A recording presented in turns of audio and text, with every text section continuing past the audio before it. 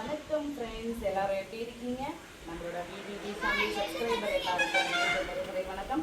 இன்னைக்கு நம்ம சாமு கூட இருக்கிறோம். நம்மளோட ஸ்டூடெண்ட் சாமு வந்து பார்த்தீங்கன்னா வைரமுத்து ஐயா அவர்களோட ஒரு கவிதை சொல்ல போகிறான்.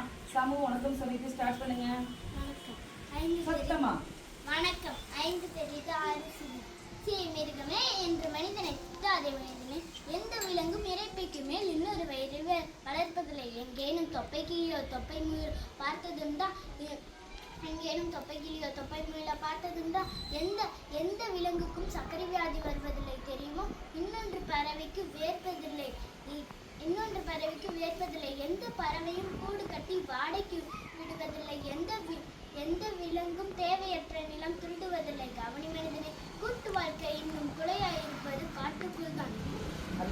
அறிந்தால் ஆச்சரியம் கொள்வாய். உடம்பை உடம்புக்குள் பொதிக்கும் தொல்லுநோய் விலங்குகளுக்கு இல்லை. கர்ப்ப வாசனை கண்டு கொண்டால் காலை பசுவை சேர்வதில்லை. மனிதா